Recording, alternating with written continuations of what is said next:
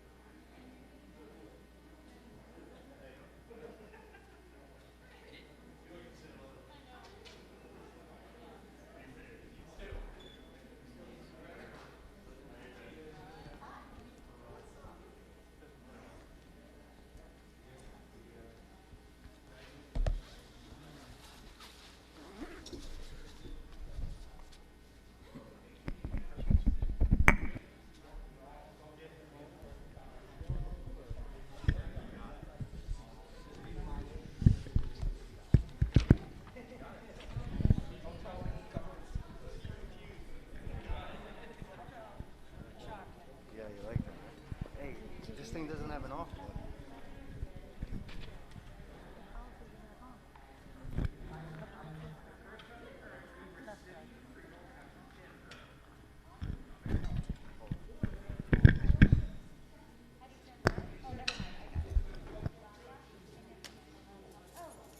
Yeah. And What am I gonna do with specifically you? went into the office to go get a pen, and instead I ended If up. I find another pen, you can have this as my gift to you.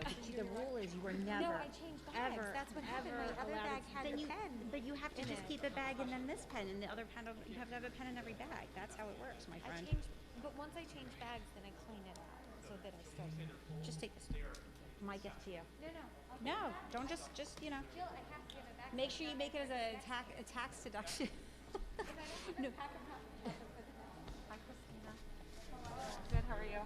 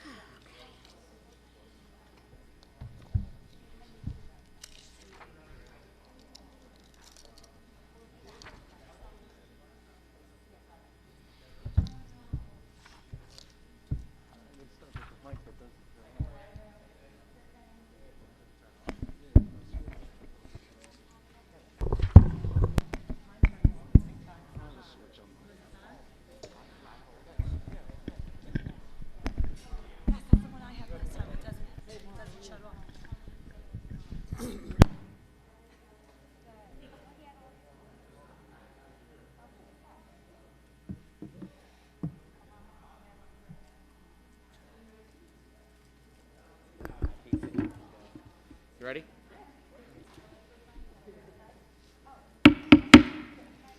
Welcome. Welcome and happy days to the Marlboro Township Board of Education Workshop meeting. This is February 8th, 2022, 7 p.m. at the Marlboro Memorial Middle School. Vin, can you please take roll? Good evening, everybody. Good evening, Ben. Good evening. Good evening. Mrs. Amster, Here. Mrs. Branch, Here. Mr. Petruno, Miss Piernick, Here. Mrs. Rosado, Here. Mrs. Shrem, Here. Mrs. Salachi, Here. Mrs. Strafasi, Here. and Dr. Heller. Here. I will now read Sunshine Law. Be advised that this meeting is being held in accordance with the Open Public Meeting Act, Chapter 231, PL 1975, Sunshine Law, and that adequate notice of the date, time, and agenda has been sent to the Asbury Park Press and the News Transcript, and has been posted and filed with the Marlboro Township Clerk. Copies have also been sent to each district school and other area newspapers in accordance with the law. Not going to read in full, but will bring to your attention statements of videotaping of public portions of Board of Education meetings, public comment statements, no smoking or vaping on school grounds. Please rise for the Pledge of Allegiance. I pledge allegiance to the flag of the United States of America and to the republic for which it stands, one nation, under God, indivisible, with liberty and justice for all.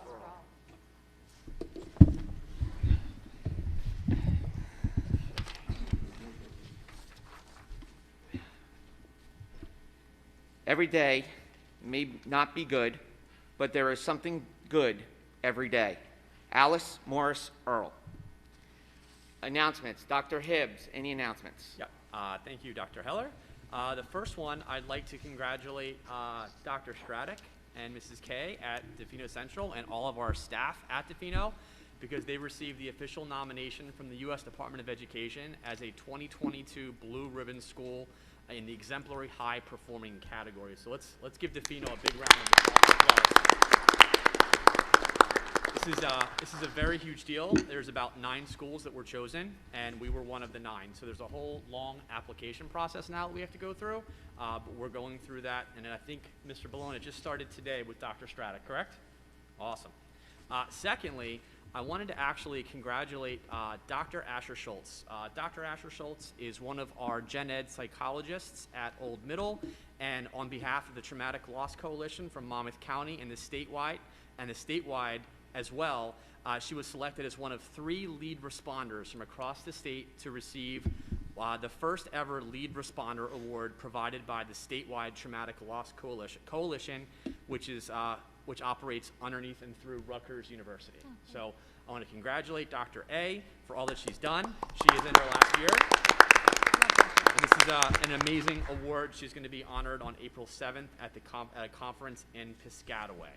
So again, congratulations to the entire building of Defino, and then also Dr. A and Old Middle for really exemplifying what it means to be hard work, perseverance, dedication, and exemplary leadership. Thank you. You got it. Dr. Hibbs, can you please present an update on our COVID-19 protocols, please? Sure.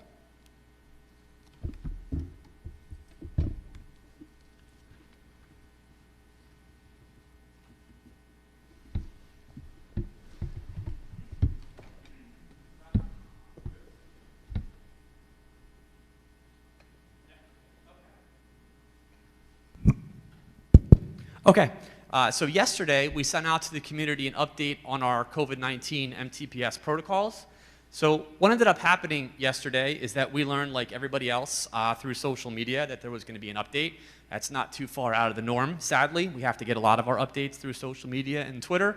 So we did that, and then that was the mask portion of this. But the second portion, we actually worked as a team administratively with all of our nurses to change the protocols, which went into practice today. We couldn't put them in play for Monday. So as of Tuesday, today the 8th, and going forward, what we decided to do is that we are going to offer voluntary quarantines. So effective immediately, quarantines of in-school contacts only are going to have the option, parents and guardians are going to have the option of choosing a voluntary quarantine for your children.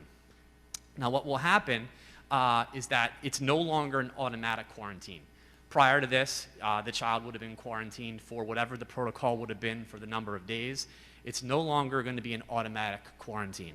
So what will happen is that parents and guardians will receive an email, and if they're a close contact in person in school, and that if they would like their child to have the voluntary quarantine, which can be extended to up to 10 days, because that's what our current protocol is, they simply need to talk to the school nurse, and we'll be happy to make that happen. So again, there is going to be a total choice for parents and guardians to choose for their children. So if they would like the quarantine, they can have it, and if they want to learn in person, they can have that as well. If they are going to choose the quarantine, they can learn remotely as per our current protocols. They are not changing. The choice will be decided again, and then actual cases and siblings. So we're going to continue our normal practice if there's a positive case of COVID-19, and that what will happen is that if you are living in a household with an individual that's positive, siblings are going to have to still quarantine, as is our usual practice. Okay? So, again, the COVID positive individuals will continue as usual. Positive students must isolate for at least the 5 full days, and the student may return to school on the 6th day and must be fever-free without fever-reducing medication for at least 24 hours, and symptoms, of course, have to be waning. And if a child is sick past these days, they simply stay out for the number of days that they need to until they're well. And they can still learn remotely as through our current protocols. So just before I go to moving forward, just to really sum up, quarantines which had been mandatory are now voluntary. And that is entirely up to a parent or guardian to make that call. So, plan moving forward. So for approximately 2 weeks, I'm going to use the word approximately because I don't use specific dates because people tend to try to hold me to those dates, and this is a fluid situation. For about 2 weeks, we're going to monitor our data. We're going to hope that there's a consistent decline in the case rate, the COVID-like illness, and the positivity rate, and that could facilitate further changes. What could further changes look like? Further changes could look like the elimination of contact tracing entirely and the elimination of voluntary quarantines. That's our goal. Our goal is to get back to normal as soon as possible. That's where we are. Remote live instruction will continue for students who are positive. We have no plans on taking that away. That's a question that I would think that some people would have, because we know that we're going to have positive cases for the entire year. That's not going to go away. So the children that are sick can absolutely still learn live and remotely. If that classroom has the connection set up already, they can join day one. If there is no connection, it has to be 24 hours. That's just simply for logistics in the classroom. And again, I'm not going to put specific dates on further changes because it could be 2 weeks, it could be less than 2 weeks. We were honestly very close to yellow this last week. Honestly, that's where we hope to all be soon. So that's where we hope to be. Let's talk about masks. So yesterday you saw that the governor announced formally that the mask mandate will set to expire on March 7th, 2022. So when that happens, we're going to allow for parent choice when that mandate officially expires. Any parent who wishes his or her child to continue to wear a mask absolutely can do so. And you can trust that we won't let anyone talk about masks in a negative way. If you as a parent or guardian would like your child to wear a mask, please just have that conversation with your child. If you'd like us to support you in that endeavor, we're happy to do that. There are some parents that absolutely want that, so we'll make that happen for you. And any parent who does not want their child to wear a mask, all you simply have to do as a parent or guardian is have that conversation with your child, and then they don't have to wear a mask in school. Until then, we are definitely going to still wear masks until the expiration on March 7th. And that's also in this room as well. And that really is it. Sir? Excellent. Okay.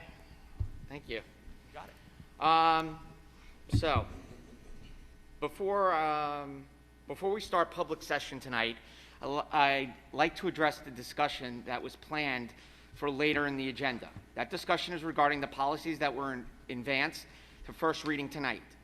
There has been a change to the agenda. We will not be voting on any first readings of the policies that were slated for tonight. This is due to feedback from the board members as a whole after misinformation and wrong assumptions were made and discussed within the community. Policies have been pushed back to the policy committee for further review and discussion. I thought it would be helpful to address this right now before public comments. The board members have already been given this information, and now I'm sharing it with all of you.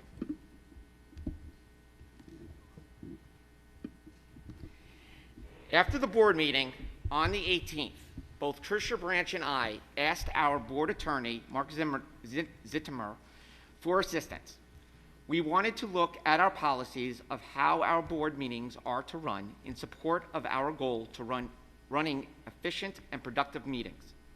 Reacting to board member feedback regarding the frequency of 4+ hour long meetings, with the board going into executive after 11 p.m., we felt it was necessary to take this time to review our policies.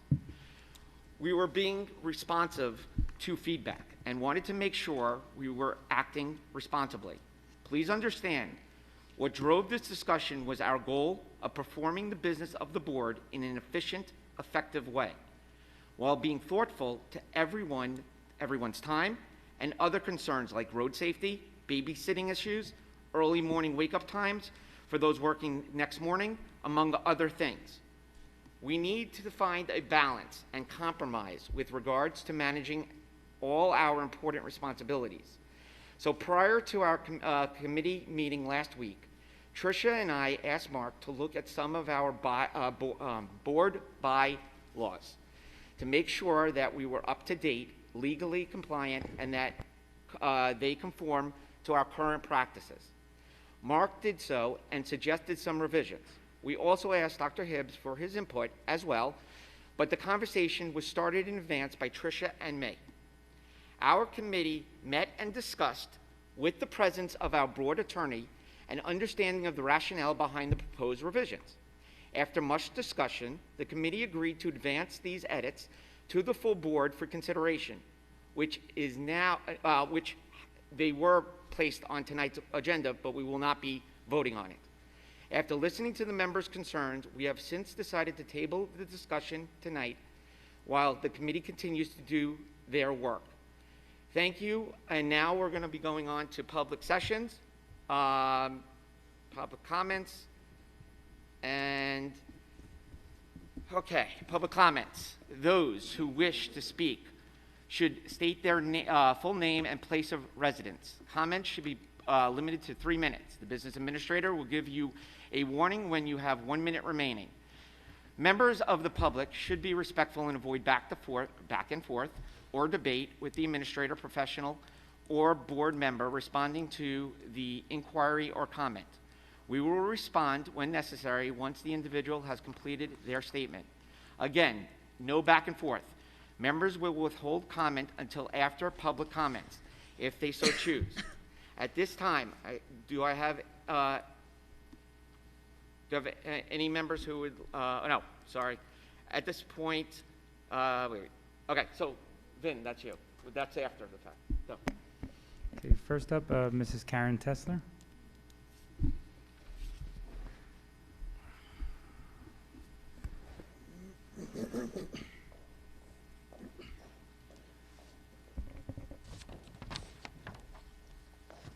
Good evening, everybody. Is this on? Yeah. Okay. Just put it up. Karen. Yeah, there you go. Oh, Yep, there we go. There you Okay. Good evening. Do I state my name again?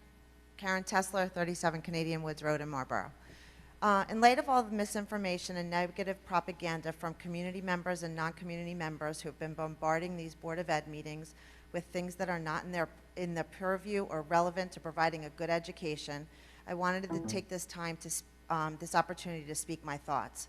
I wanted to let the Board of Ed know that the current teachers, child study team, and staff members are working extremely hard to educate and support our students, your children. We work very long hours at home and at school to make sure our students are getting the best possible education they can. We not only teach academics, but we support our students emotionally on a daily basis. This pandemic has affected the mental health of our students, your children, in ways some parents are not listening to or understanding. This has nothing to do with masks or politics. Our students are missing basic skills and appropriate behavior that is impacting their ability to function. It's upsetting to us all. We teach kindness and respect on a daily basis, and from what I observe from some of these community members, it is the opposite. We teach diversity and acceptance, and what I observe here at these meetings is not that. I want the Board of Ed to know that there are many non-vocal community members and staff that support mental health, learning about other cultures, and historical facts. We want thanks and to be appreciated instead of being accused of wrongdoing by these community members and non-community members. We want to be trusted to do our jobs and do them well. The Marlboro Township Public School staff are very well educated and consistently engage in workshops and continuing education to keep our skills as the best they can be. I want the Board of Ed to know that we are working above our fullest capacity to continue to keep MTPS schools the best they can be. Please keep this in mind as you field the nonsense and false accusations that have been occurring at these Board of Ed meetings. Please know that there are well-educated community members and MTB staff that support the positive efforts of Dr. Hibbs, the MTPS administration and staff, and the Board of Ed members that support our school district. Thank you very much for listening. Thank you, Karen. Thank you, Karen. Thank you. Vin? Next up is Mr. Michael Olonsky. Mr. Lansky, before you go, walk up. Just to address Karen for a sec, I want to echo that about our staff, because at the end of the day, we're not just working, all of us, at 100%. It really feels like 190% all the time. And our staff members are absolutely incredible. And we can't say enough about them. And, you know, they are amazing. So, Karen, thank you for having the courage to speak. And thank you for your dedication and all that you do. Sir.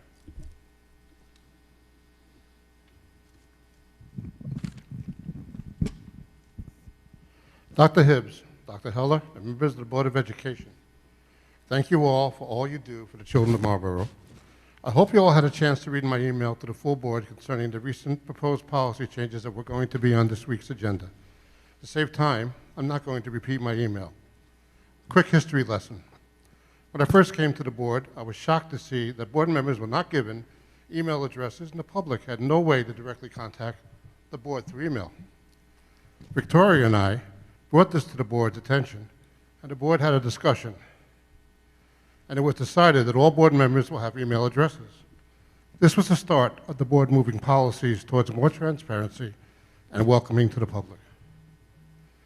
I realize that over time, certain policies must be reviewed and updated, but as you go through this process, eventually, and on those policies and any other policies, as they come up for review, I ask that you please keep the current transparency and welcoming of the public that past boards, including mine, put in those policies into place.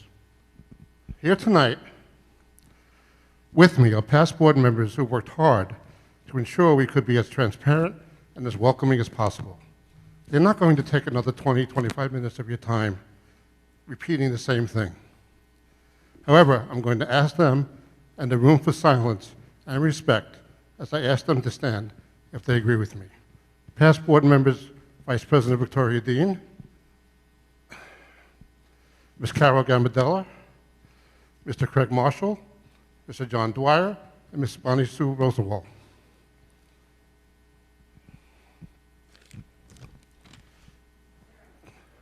Oh, and Ms. Dara Annie, I'm sorry, Dara. Didn't see you come in. Please, in silence. If anyone else in the public agrees, please join us and stand to show your support.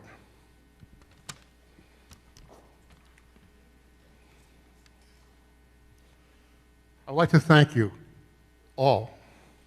Board of Education, I hope you see that we made our point respectfully and without taking excessive time. We look forward to hearing your full future policy discussion. I would like to thank everyone for being respectful and for the board for giving me the chance to speak. Have a good night. Thanks, Mike. Thank you so much. Vin? Mike, thank you, and board members for their many years of service as well. Next up is Mrs. Bonnie Gabazon.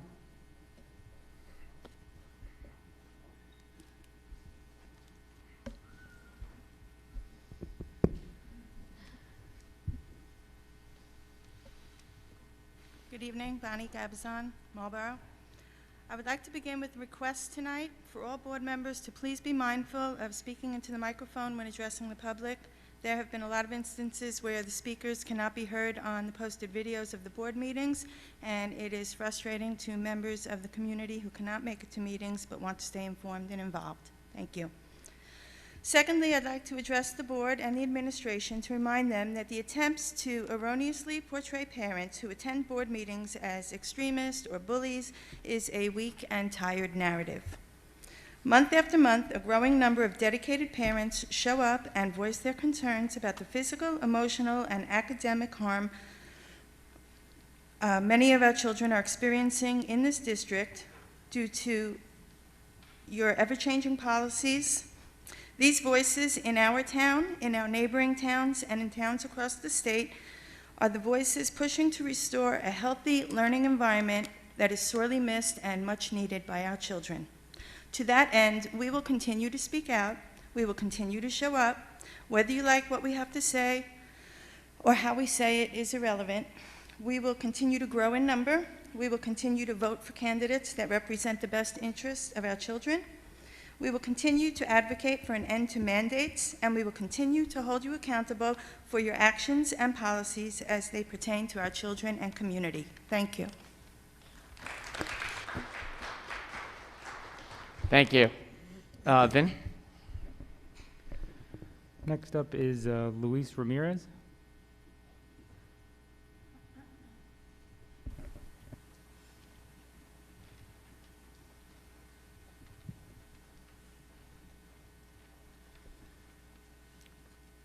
Good evening, Board of Education and Dr. Hibbs. My name is Luis Ramirez and I live in Marlboro. I am here not because I enjoy this, but because I felt the need to voice my support to the Board of Education and Mr. Hibbs, and Dr. Hibbs, sorry. It is hard for me to understand why there is such a resistance to follow the science when it comes to dealing with COVID protocols. Also, it is sad that Dr. Hibbs had to send a poll to see what the position of the parents regarding the mask was. I don't think that a poll should be the way to decide what to do regarding COVID, when we have experts that can give guidance rather than who can yell and scream the loudest. The governor just announced that as of March 7th, it will be lifting the mask mandate. And what I expect is that our school district continues to base their decisions on the science and not because it goes against anybody's freedoms. We all want what is best for our kids and for our community, and I don't think anyone enjoys having to wear a mask. But if that is what it takes to keep our schools open, then why go against it? Also, it seems that some people in the community that don't even have kids in the school system are trying to have a say on what is important or not in our schools. I think they are more worried about high taxes than the benefit of those taxes can provide to our community. I am originally from Colombia, and I can tell you, it is very hard for the Colombian tax revenue apparatus to collect taxes because there is a large informal economy. And unfortunately, what gets collected, a lot of that ends up on the politicians' pockets, which in turn leaves very little to invest in the communities, and that is reflected in the quality of schools and more other things. My point here is that we should not fight so much about how high the taxes are, but how they are spent and how much we get out of them. Thank you. Thank you.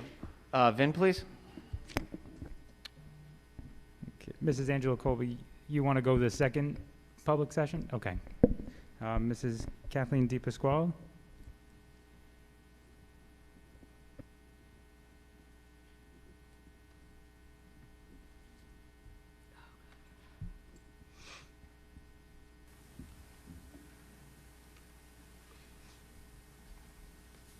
Kathleen DePasquale, United States of America.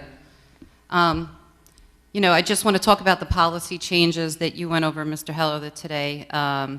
You know, you mentioned that yourself and Mrs. Branch were the people who brought it up, and I've spoken to you about your own policy. Pull your mask up, ma'am. Yes, we've had this conversation before, and I read your own policy to you the last time. It inhibits my breathing when I'm talking.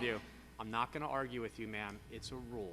Okay, well, please show me the rule where it says when I cannot breathe, I have to keep a mask on my face. And the clock should stop right now because you're interrupting me like you did the last time. The requirement of this meeting is that anybody present must wear a mask. You don't have it on your nose right now, sir. If you can't wear a mask, then you should leave. And you can Rules watch it, for you thee, can watch not it, you for can watch me. from home.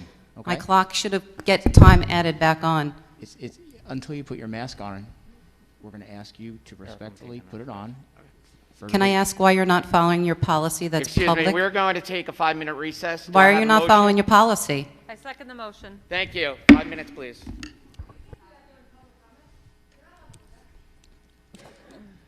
The board could take a recess anytime it likes.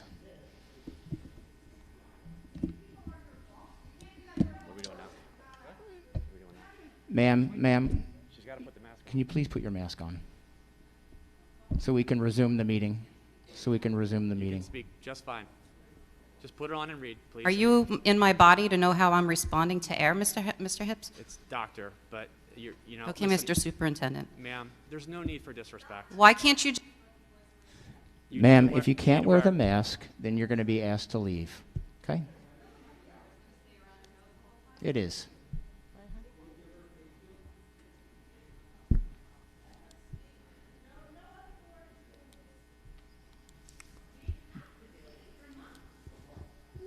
The executive order says that anybody in an indoor setting has to wear a mask. We're not going to go back and forth. It's not a with you debate at all. If you don't want to wear the mask, It's been selective If you at don't want- meetings, if only you- really since the last meeting, since people have been if you don't speaking want up to wear the against you, mask, Mr. we've Hibbs. made this option available so you can watch it from home on the live stream. Okay? So if you're not comfortable wearing the mask, that's fine. No I problem. can't breathe. How am I Go home. supposed to voice my You can public watch the meeting opinion? from your Actually, I home. paid my taxes today. We can hear you just fine through the All right, mask. so according to the public, Ms. DePasquale, we're not going to get into a debate. all right, so you're not going to follow policy and law of sunshine and We are. OPMA. We are. But you're not. We are. We're Because allowing. first of all, you're interrupting me during a Ms. public DePasquale, we're speaking. not I'm debating. entitled as a taxpayer to speak We're my going to ask the piece. officers to have you removed from the meeting if you either don't put up your mask, and we're all ears. We're listening to what you have to say. My mask is up. Go ahead. Good. Excellent. Go for it. Go for it.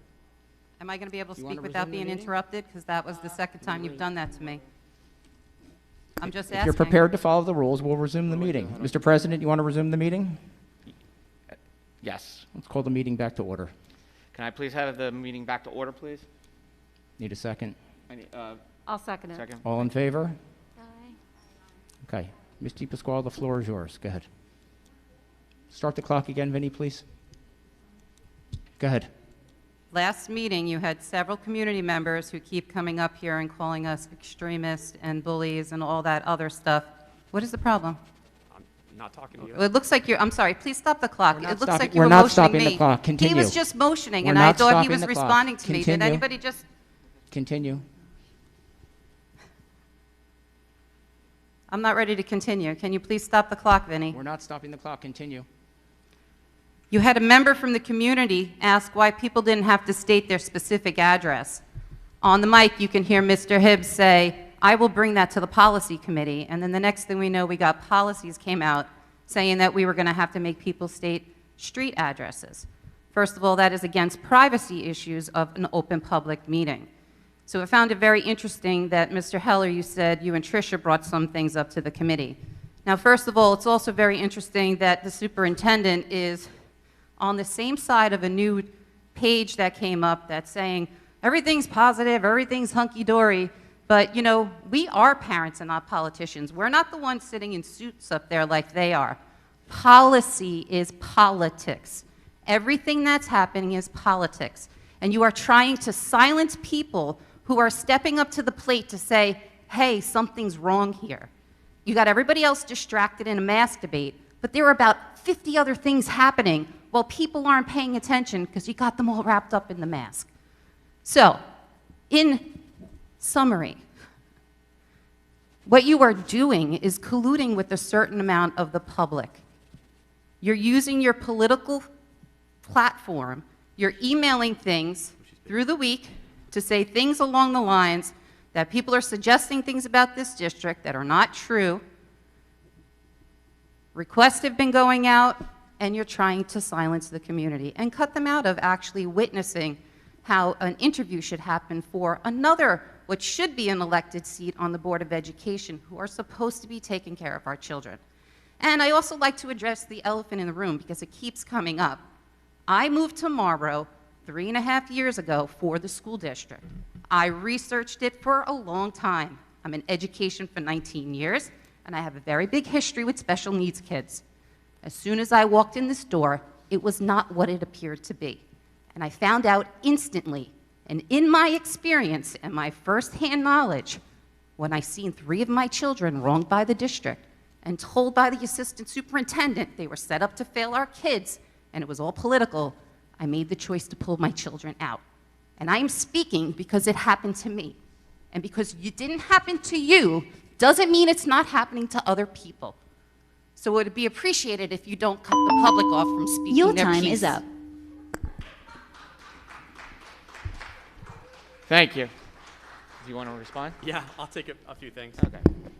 First off, I don't know what those accusations actually were, but if you're accusing me of being on the side of positivity, you can accuse me there every day of the week and twice on Sundays. Absolutely.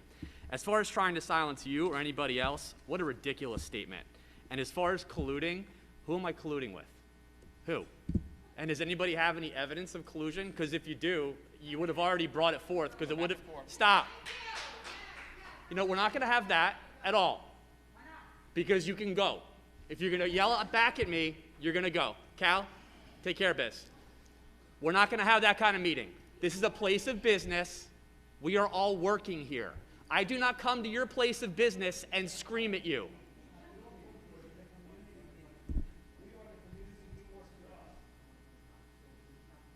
Okay, keep going. No, I can't. Yeah. He's got to figure this out. I'm not going to get screamed at while I'm talking.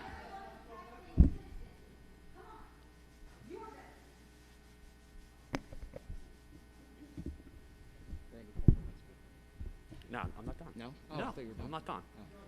And as far as the comment about the assistant superintendent saying it was set up to fail, I know you're not talking about Mr. Balone, because Mr. Balone never would have said anything like that to you, in any way, shape, or form. He did not.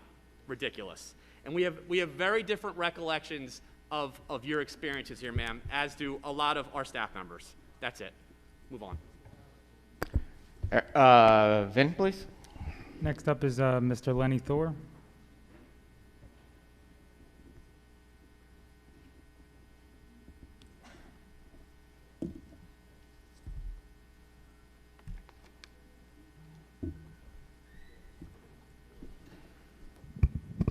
Lenny Thor, Marlboro, New Jersey.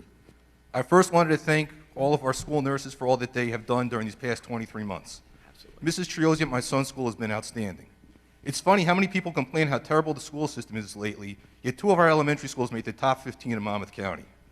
Word on the street is that a current board member and others have been recruiting outside agitators to come to our Board of Ed meetings, even though they don't reside in this town.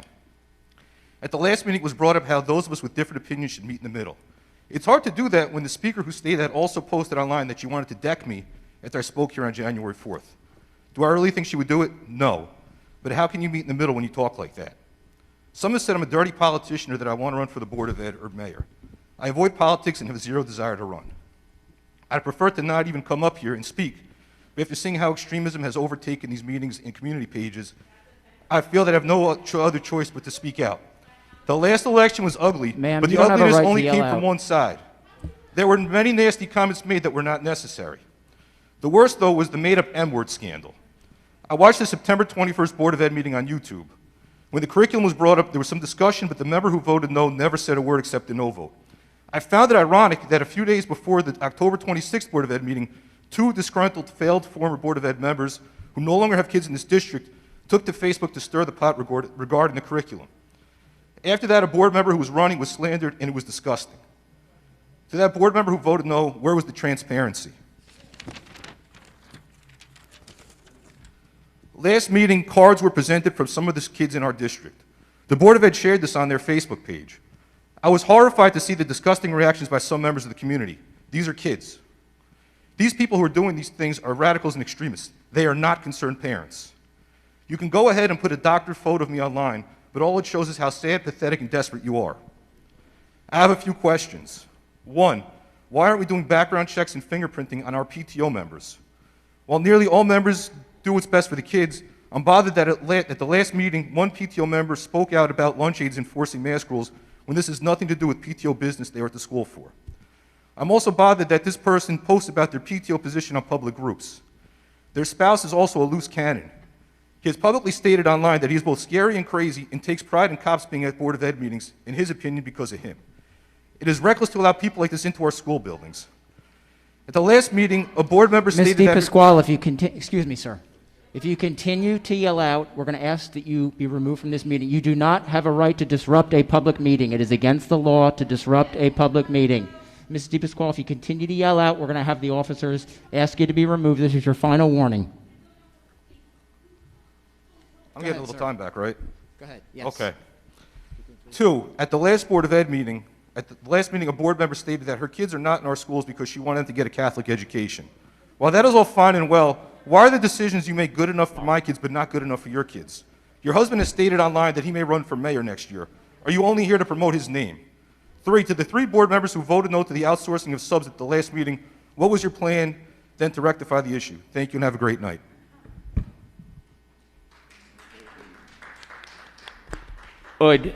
Christine, would you like to do you want to respond or not to respond? No, well, she has the right to. I truly have no comment. Thank you. You will. At this, Vin, well, okay, that was it, yes. Next up is R. Markowski.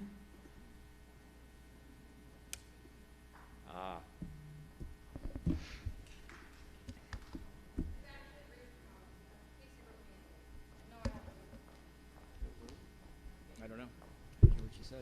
Hello, Mr. Gibbs, right? Hi, Rachel. How are you? Hi. I think we spoke. No, we didn't. We did. I actually communicated with you. I was alarmed. Hang on a second. Hang on. Can you speak up and state your name for the Can you record, hear me? please? Now we can. Can you state your name? My name is Rachel Collins, and I'm not going to tell you where I'm from because it's none of your business, and you can't ask. But I will tell you that we spoke about something I saw online, and it was like 9 p.m. at night, and you said we could speak about that, where you had referenced that children can't videotape in the school, which you can't take their phones away. So I was kind of alarmed by that, and you badgered me at 9 p.m. about my address and where I lived. I think it went on until 9:30 that you were emailing me and badgering me about my actual physical address and my child's name. That's illegal. You actually referenced sunshine laws and Open Public Meeting Act, and I pay taxes in New Jersey. You take federal taxes, right? Anybody can come to your meeting. You take federal and state taxes, not just Marlboro property taxes. So those policies are illegal. There's certain things you cannot make policy amendments to, which would be the rights of the public. These meetings are for the public. They're not for anyone that's up there, because they're public meetings. For the public to give their comments on how you're doing. Our taxes pay everybody in this school, and I know that this woman said she's a teacher, which, great, you're doing great, but that's your job, and I'm sorry to say it that way. But everybody has to understand the taxpayer pays you. This is their school building and their meeting. And it's appalling that you're treating the public in this manner. Thank you. Thank you. Eric? Yeah, I want to address that. First off, we didn't speak. Ma'am, I'm not going to argue with you, and let's just stop for a second. Everybody, please. Everybody, please. Everybody, please, for a second. This is not going to work. You can be as angry as you want, but there should not be any yelling up here. That is not how this is going to go at all, period. So I'm going to respond now. You had your 3 minutes, ma'am, and now I'm going to respond to your response. If Dr. Hibbs would like to respond, that's his prerogative. You had your 3 minutes. If he wants to comment, that's his prerogative. Yeah. We're not going to debate this. Yeah, I'm not. So okay? Certainly feel free to call the prosecutor's office. I'm sure they'd be very interested. Yes. Go ahead, Dr. Hibbs. How am I supposed to talk over Yeah, and officers, if these folks continue to disrupt the meetings, as you know, that is illegal, and we're going to ask that they be removed. They've been warned. We're trying to conduct a civil meeting. We're trying our best here. It's very hard with the back and forth and so forth. So please, ladies and gentlemen, we can all disagree. We don't have to like each other, quite frankly, but we should at least be respectful, and when people speak, stop interrupting and stop calling out. Okay? Yeah. Otherwise, we're going to close the public participation down. We're going to continue with the meeting, and that'll be it. Okay? But we do want to hear what people have to say. Go ahead. So we didn't speak. it was all through email, and it actually, I think Mrs. Collins was the first person who emailed me after the community exchange. So what ended up happening is that Yeah, speak into the mic, Eric. what ended up happening was that I actually asked Mrs. Collins essentially where she lived and what her child's name was and what building, because she was not in our system. And to be very honest to everybody, while I understand that I'm responsible to everybody in this community, this person does not live in our community. This person doesn't even live in our county. So at the end of the day, she misrepresented herself to me, trying to ask questions. Ma'am, guys, it's enough. No, ma'am, I didn't. You want me, I can pull the email up now if you'd like and read it verbatim.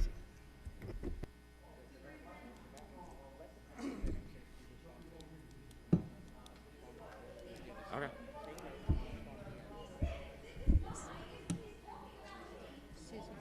Yeah. Mark, we should recess, do you not think, for 5 minutes? I think we're done. I'm going to take another motion for a 5-minute recess, please. I'll Can I have a second it. second? All in favor? Aye. So moved.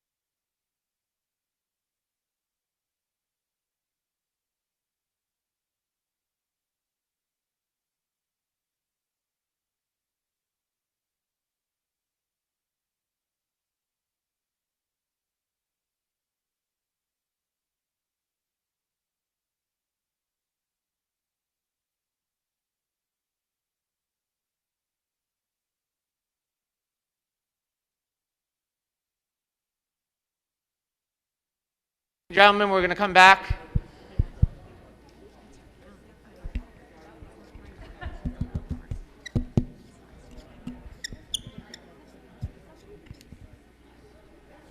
Mark, how do I go? How do I go back? Mark, how do I? Call the meeting back to order. I did. Vin, roll call, please.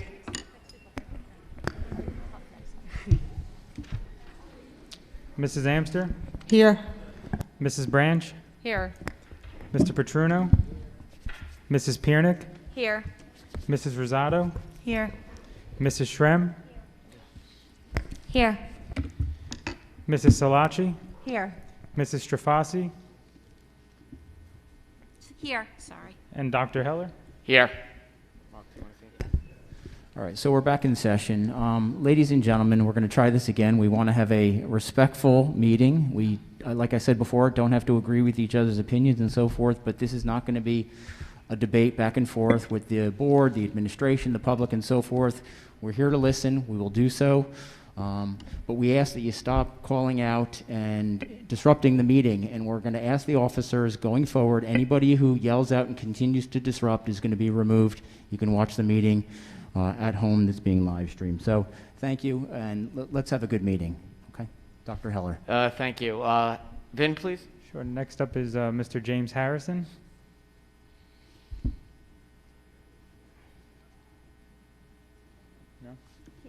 No? Next, please. Okay, Mr. Jack Harrison. No. Okay. What happened? He thought it was the attendance. Happens all the time. Mrs. Jennifer Arias. Oh, shit, what did I say? He thought it was the attendance sign in for the meeting.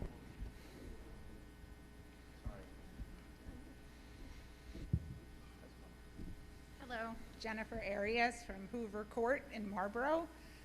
I have to be honest, this is my first time here and this is really amazing. I'm the proud parent of a Marlboro Mustang and an Old Middle, I think you guys call it, Hawk. My first order of business is to thank the board.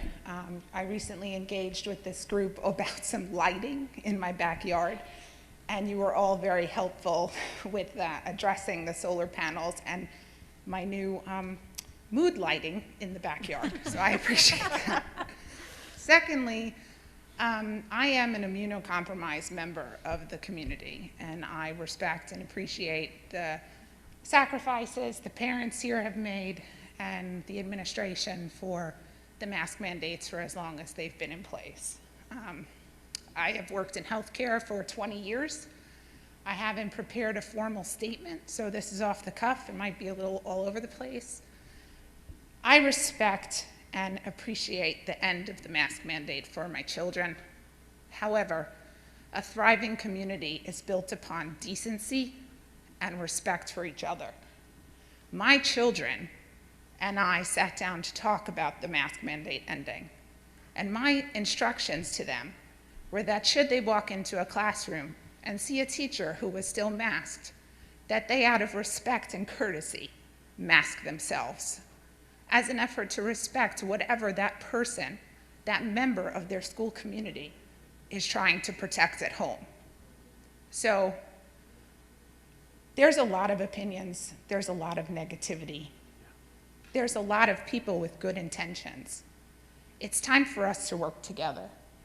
And I will be here next month. I might eat dinner before I come, but I will be here next month to ensure that my voice is heard along with everyone else's. Respectfully, thank you all.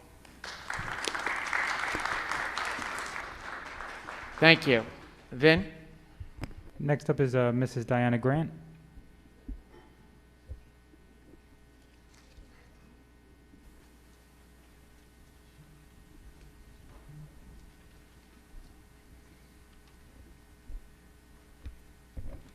Diana Grant, 8 Sudbury Road.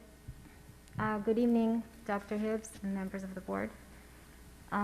Last week, my 6-year-old came home from school complaining that after running around in gym class with her mask on, she had a hard time breathing.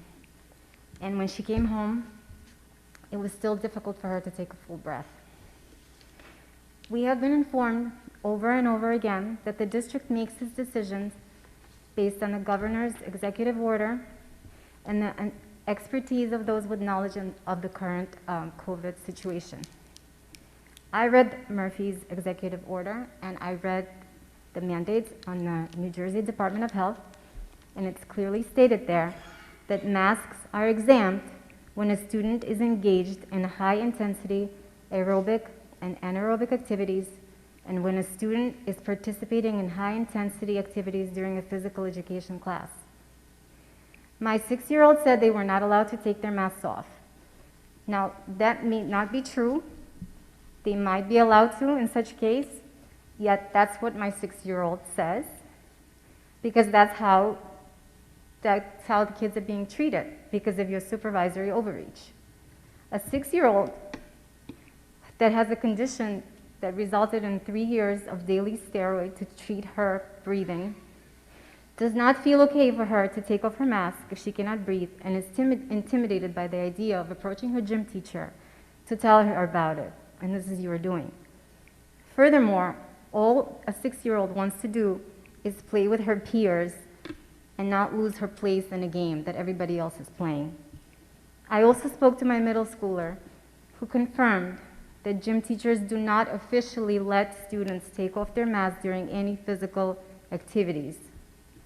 It is obvious that the district is not following the executive order and is making their own decisions when it comes to certain mandates. My 6-year-old has asthma with an asthma action plan at the nurse's office. Since she was a baby, she has had multiple emergency room visits, multiple doctors, and specialist visits just to get her breathing under control, which took years.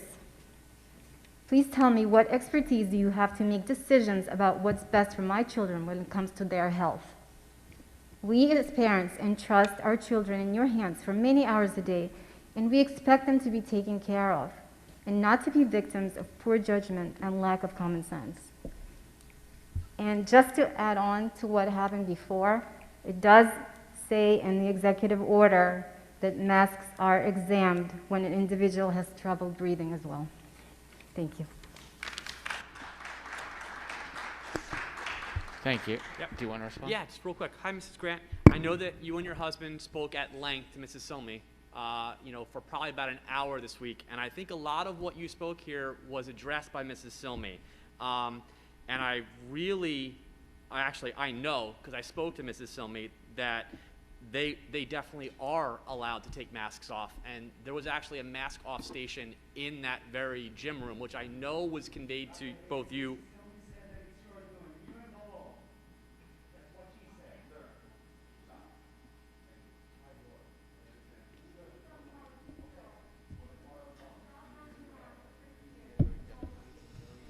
Okay. All right. Okay. Vin? Mrs. Bonnie Sue Rosenwald?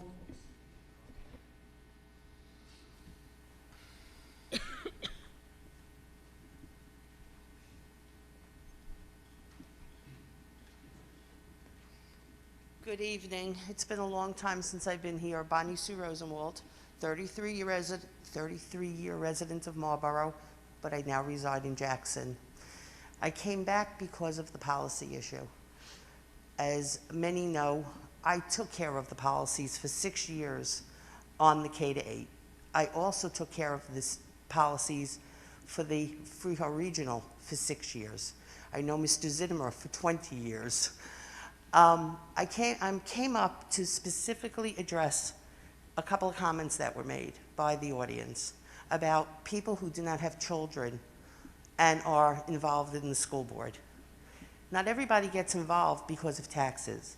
They get involved because they want to be involved. I was a certified board leader that was certified by the state. I was certified to negotiate by the state. And I did a very important job on this board, which was take care of the policies with Strauss Esme.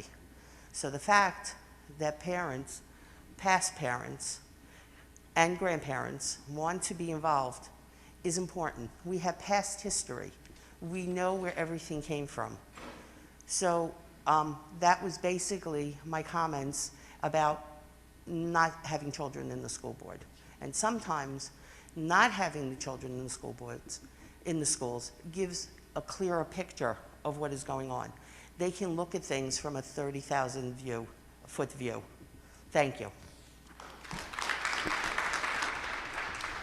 Thank you. Vin? Okay, last on the list is Janelle Moschella.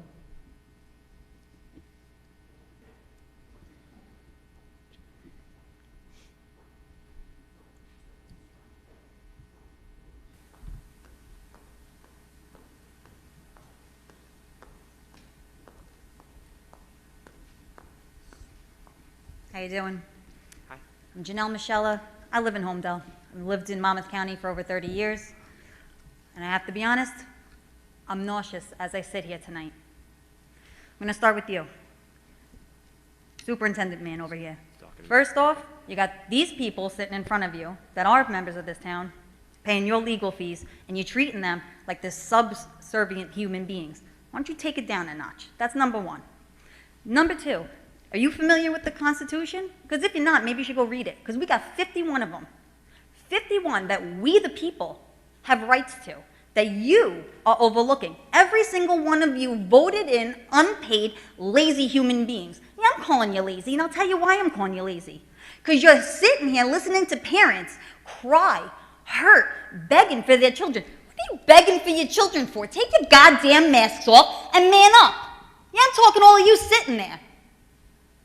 What is this?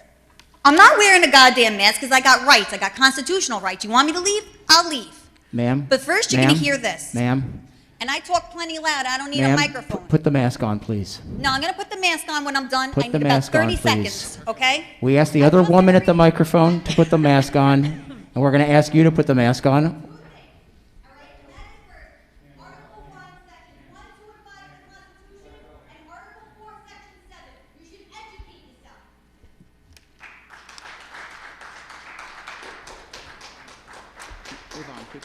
Motion to close public participation. That was our last speaker, and I'd like to make a motion to close public comment. All in favor, say aye. Need a second. I need a second. I'll second it. Thank you. Those are all in favor? Aye. Any opposed? We're moving on. Harassment, intimidation, bullying, HIB report. Dr. Hibbs, for January 13th to February 2nd, 2022. Yes, sir. 0 incidents. Okay, we're going to move forward. Vin, can you please review the budget of the 22-23 school year, please? Sure, thank you, Dr. Heller. So for the 22-23 budget, we sent out our first memo today to the board. That basically is giving you an overview and a first look at the revenues and expenditures that you'll see in the budget binders. We are preparing the budget binders, and you will have them available before the February 22nd board meeting. So they will be hand-delivered to you.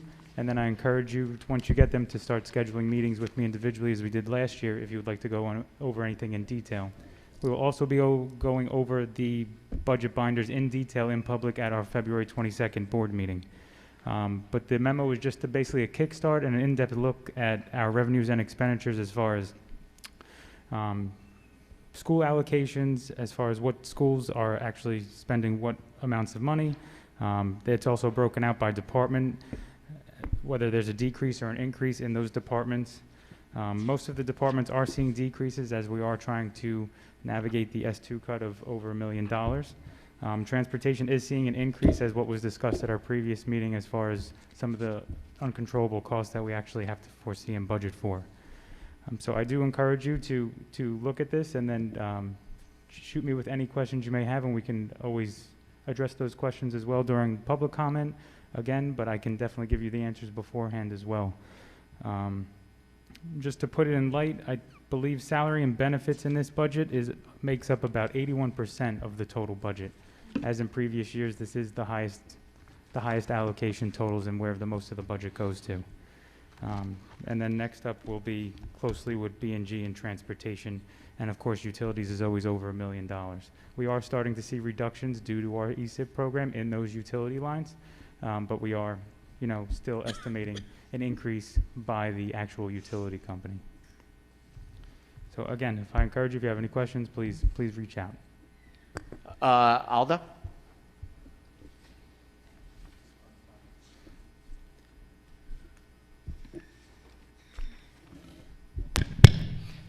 Hey, Vin. Sorry, just a quick question that I had when I was about the executive order and the mandate coming to an end. What will that impact the lunch reimbursement program with the state? Like, what happens with that? Is that going to end on March 7th, or will it carry through the end of the year? Yeah, so this is a federal program. So basically, from the Department of Agriculture, we haven't received anything that would be ending this school year. If anything, we've heard rumors that it would actually extend all the way until the term of the presidency for the current president. So we will definitely keep you posted if that were to change, but we're still under the seamless summer option. Thank you. You're welcome. So can I ask a question? So that program would be extended beyond this year? It possibly could be. They haven't made any announcement because I think we're just going through the year. We are going to revisit it every year because I don't know how sustainable it actually is, which would be reviewing the snack program as well as the meals. And we are starting to get word that there are going to be certain shortages, whether it be through driver shortages as far as deliveries or actually just getting the supplies on hand that we need. So again, I don't know if they're going to continue it, but right now it's still going, even past the deadline of the mask mandate. Thank you. Thank you. Anybody else? I see no one. Can you, I'm sorry. Financial and business operation matters. Kathleen, could you please read financial and business operation matters, please? The superintendent of schools submits the following resolutions for approval. 1, harassment, imitation, bullying, HIB report. 2, home instruction. 3, 2022 elections, location and polling hours. 4, out-of-district placement. 5, resolution authorizing the Marlboro Board of Education to enter into cooperative pricing agreement. I so move. Do I have a second? I second. Susie? Any discussion? I see none. Vin, roll call, please.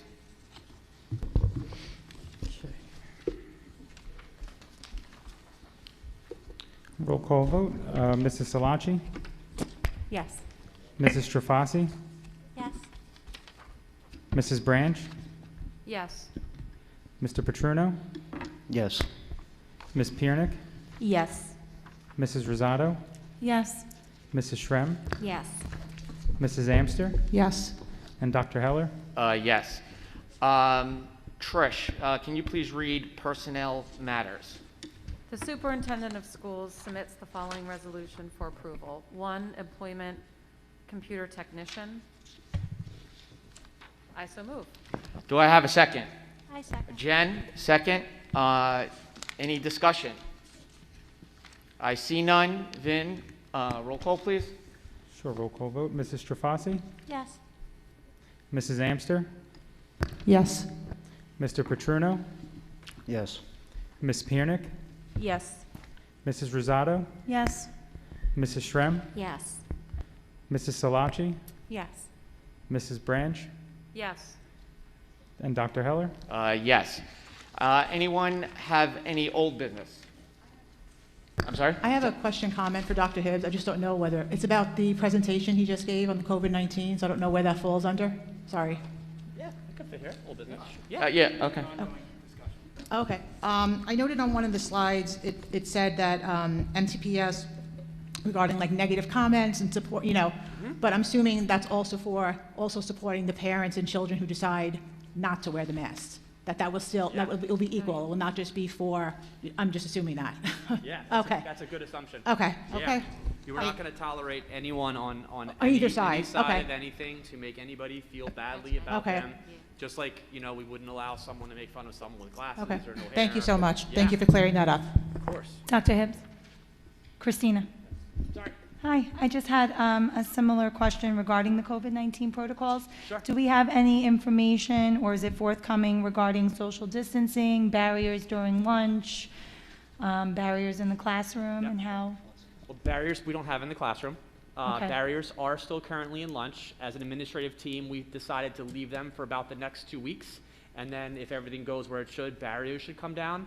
And in social distancing, we'll do the very best we can to keep that mitigation strategy in. In some places, that's very well attainable. In other places like Old Middle, where the rooms are honestly just built differently, it's not possible. So wherever we can, we do. Okay, thank you. Of course. Can I just kind of had a comment, because I'm looking at Jen Arias, if I said your name right, and I just, as we talk about the masks and back and forth, I love what you said about engaging your child and talking about respect, because to me, in all of this, my understanding of wearing the mask is really, it's protecting you. It's not necessarily protecting me. And in all of this, I think we kind of lost that. And I love the concept of having that discussion and being respectful of people around you, because it might not just be about how you feel. The idea is that we're one big community, all respecting each other. And if you see a teacher that's masked or another child that's masked, it's probably because they have health issues or health concerns in the house. And to be respectful, maybe talk about putting on a mask, to be respectful in that moment, to try to help that person. I just think that I think we can't lose that. And it resonated with me what you said.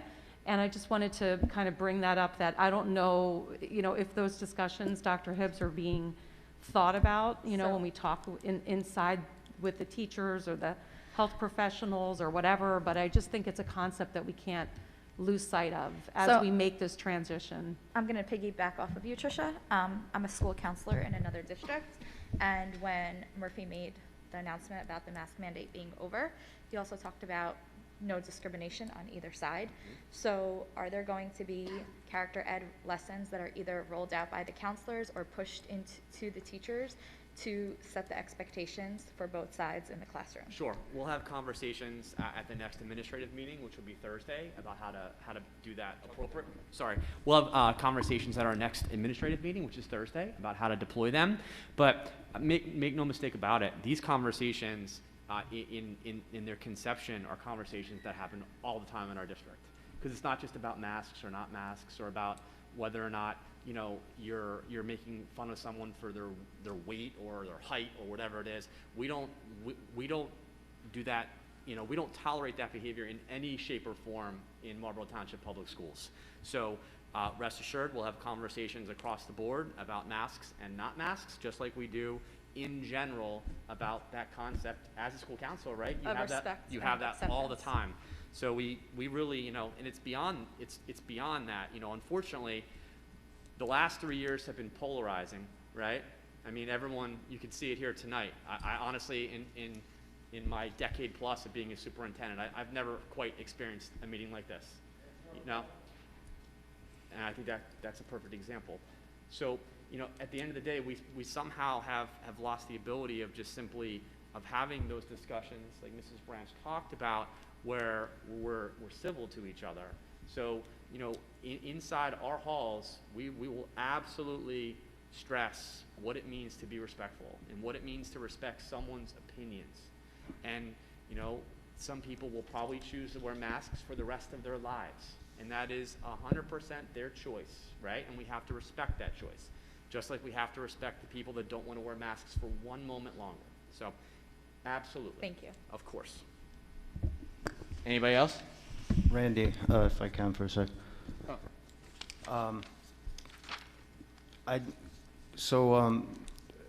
Just going on what everyone was saying about the, respecting others, and obviously, the masks are the topic right now, but I just wanted to keep in mind, if we could as a board, and, Dr. Hibbs with the administration, that, if it could also extend beyond that, as I had mentioned at the last meeting, to perhaps include like all possible medical interventions that relate to COVID-19, specifically, the vaccine, which is, a very, seems to be a touchy issue for many. Some want it, some don't trust it. So, if we could just keep in mind to keep an open mind with that as well, moving forward as we transition, I think it would be best.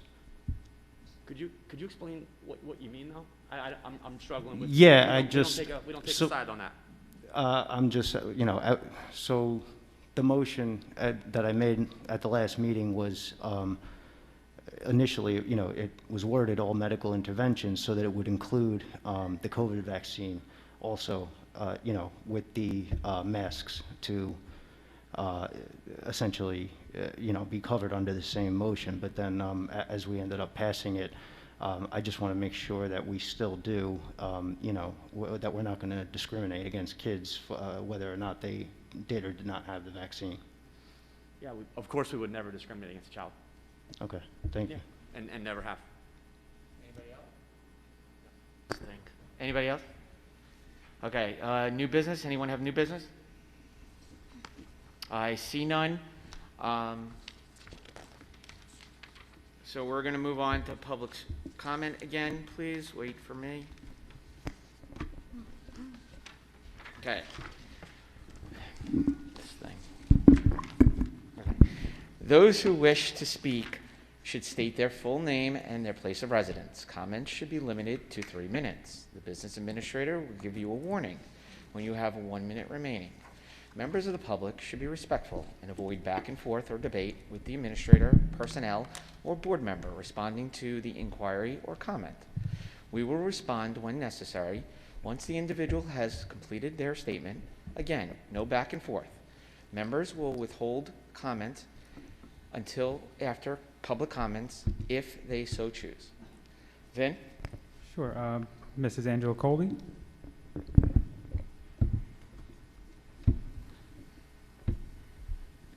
I'm going to respond at the very end, so I don't want you to think that I'm being disrespectful to you, okay? Angela Colby, I live in Marlboro. I'm sitting by myself over there now. I just have a couple of questions for you. I wanted to know if there was any further discussion or investigation regarding the ESS sub consulting company that they discussed about the person in Freehold coming up and working for the company, if that was brought up in the discussion at the executive session and what the results related to that were. Also, the presentation regarding the common assessments that were presented at the meeting last month by Mr. Ballone. I was wondering if we could get current data related to the children in the current year that they are at and not the year prior to see where they fall and what remediations that we can do with that, if we need to use ESSER funds to do some kind of tutoring or something. And that would be presentation of data related to the general education and the special education population. And then the presentation is not very, you can't see it on the website, so I was wondering if that presentation could be shared for us to look at, as well as the financial statements. You can't see them on the screen, you can't hear people when they're talking. So if you could present that in with the minutes or the agendas on the BOE website, that would be helpful. Thank you. Thank you. Just a reminder that we're no one. Okay, we're going to respond at the very end of public comments. Vin? Sure. Next up is Mrs. Annette Seward.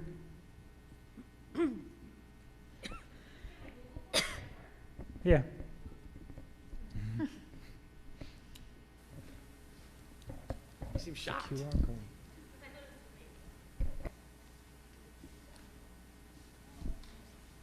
Annette Seward, 18 Nashua Drive. I'm big on symbolic, messages, so I hope I don't offend you. I just want to take this down. I don't think there should be a barrier between you and us. So respectfully, I am here to address the elephant in the room that I created and I am responsible for, which was the video posted on the Marlboro Township Public School Facebook page in response to the video that the page had posted thanking the staff for the cards that were made for keeping the students safe. I took that as a green light because the cards weren't just about keeping the students safe, it was about masking them. I could show you them. You shared them on the stories, and that is propaganda. My children follow what goes on in their schools, and if we need to respect each other to keep the masks on, then my children should not hear things like, I don't have to quarantine because I'm vaccinated and you're not. Or, my mom blocked your mom on Facebook last night. I don't know how it's not intimidation when it's going in the way of the executive order, the emergency orders, the masking, only if the child is offended because they're doing something wrong or right isn't really another person's right to say that that offends me or not. I was just called a terrorist tonight, an extremist, being linked to Al-Qaeda. The word extremists, and as a mother who's just trying to do what's right by her children, that's harassment, that's intimidation, and that's bullying, and you allowed it to happen on the microphone tonight. If you're going to stop people from speaking in the back and forths, then I also ask that you stop people from standing up here and defaming others for having opposing opinions. We're adults in the community, and I would like to know how many HIB reports were filed for any child that was bullied, intimidated, or harassed for wearing a mask or not wearing a mask. What goes on in this room of adults is adults being disrespectful of each other. But my children have been taught to respect, especially immunocompromised. So please don't misunderstand my passion for making the decision that's best for my child as teaching them to bother others for having families that are sick. That's not fair. You don't know me, and you don't know what goes on inside of my home to assume that I'm teaching my children to behave in an extremist way. We are considerate. We wear masks in situations that have people that are at risk. We stay away from situations when my children are exposed in school. We canceled Thanksgiving. Dr. Hibbs, I'm speaking to you. I hear every word. Please just keep in mind that there are two sides of everything. That being said, I think that someone else should be running the Marlboro Township Public School Facebook page, someone who's non-biased and who hasn't been linked with the page before. Thank you. Your time is up. Thank you. Vin? Sure, next up is Mr. Moisha Grant.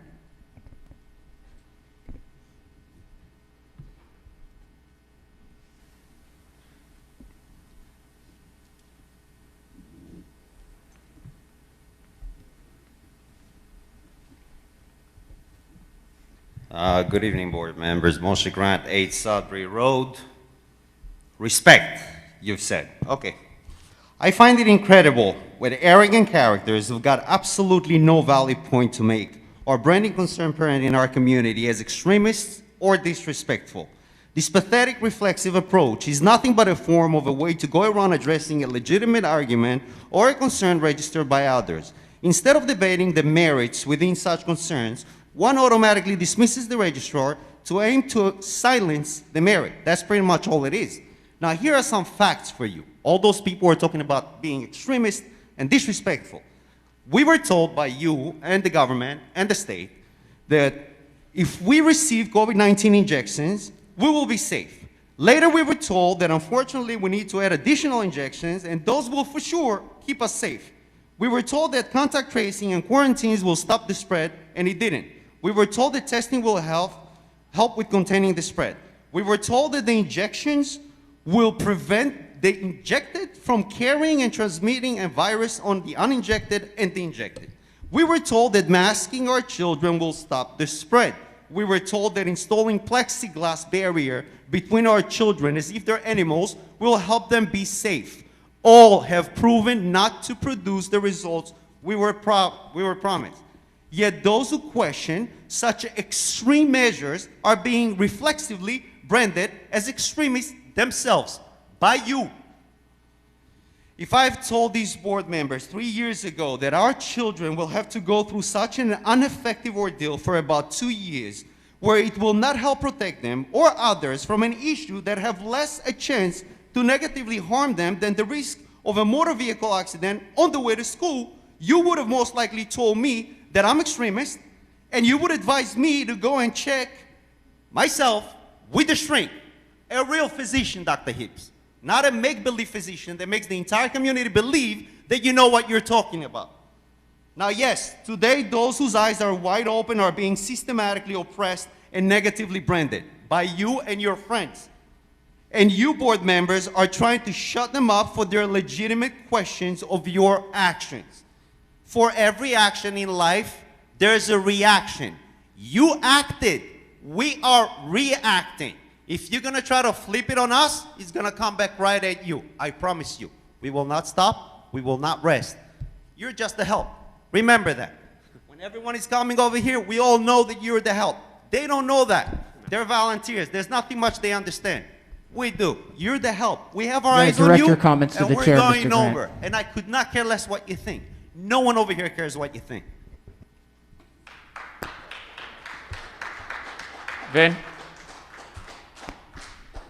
The next speaker, I cannot pronounce the name, but it's Paddock Court is the address. Paddock Court.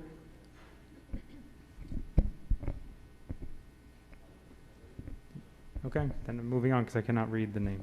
Okay. Next up is Mrs. Kathleen De Pasquale.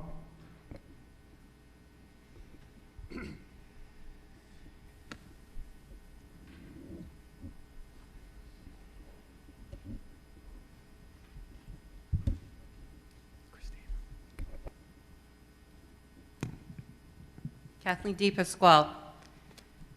So I'm looking at an article from the Daily Writing Tips, and it's called Police, Policy, and Politics.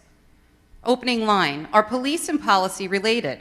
Not only are they cognates, but they used to mean the same thing, and politics is descended from the same word as well. In the first segment, I have a question because you changed the rules in the middle here. After first public speaking tonight, you responded right after the individual comments, and now you've switched that up for the second time. And you do that often. I'm just asking that you keep that consistent moving ahead, just so parents know what to predict instead of the rules changing all the time. Kind of like, the proposed policy changes. I also did not see an addendum come out saying you weren't discussing policy tonight. I believe that you're supposed to have an addendum if you're changing things that were on the agenda. I also want to follow up on a comment that was brought up by the public before about audibility. The last three big explanations that were done, one by Mr. Apollone about the ESS and the substitutes. He actually spoke twice in two different segments, was asked to clear up, but you still couldn't hear him due to his mask and not sitting close enough. And Mr. Caravello was going over the budget last meeting, same story, and someone's mic was on. So you really couldn't hear. So if any of the public wants to go back or are listening in the public that couldn't attend, we really can't understand your explanations. And the same thing happened again with the assistant superintendent. When he was speaking, you couldn't hear what he was saying, and the slides are very blurry. So please keep that in mind. As for past comments, last time, Mr. Balone, you tried to switch my comment on me, telling me I'm blaming the teachers for the kids not doing well because the 70s aren't a good grade. I never once accused the teachers. And I am a teacher sitting on the other side, and I am dealing with the same problems that all these other teachers are, and I've been extending myself extensively. So I am never saying the teachers are not doing their job. The problem is the lack of leadership coming from administration. You're giving them an impossible task to do. So, Mr. Superintendent, you've said that this has been very polarizing, and you are absolutely correct. One of your pillars you keep talking about is respect. And children learn by example. You lead by example. And I fail to see how you're teaching these kids respect when you can't even be respectful to the people here. I've spoken several times in the last few months saying that I believe that you've been abusing your power here when talking to the public. And nobody has followed up or wanted to see anything what was going on. The attorney has confirmed there is no intimidation or harassment or bullying on the superintendent. So I'm asking that the Board of Education think about putting something in place to keep the superintendent being respectful to the public. Your time is up. Thank you. Thank you. Vin? There's no one else signed up. Okay. Oh. That was our last speaker. Oh. That's okay. That's okay.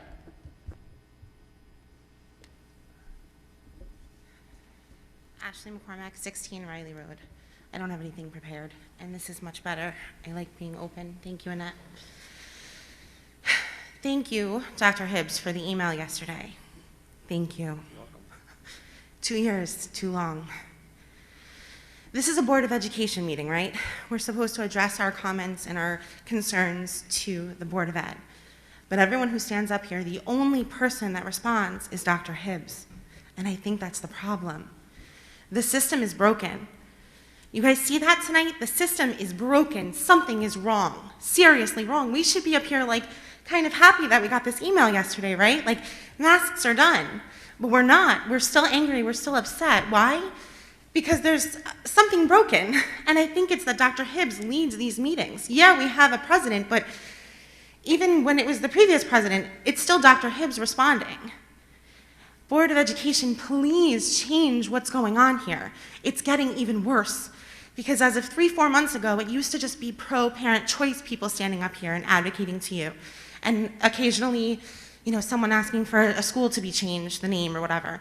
But now, as of 3-4 months ago, we have a couple new parents that are coming and they're basically attacking the other parents. And it's getting personal. And it's getting kind of disgusting because then we get district emails that are blown out of proportion for stupid stuff. Not okay. There's a problem here. Enough. Enough.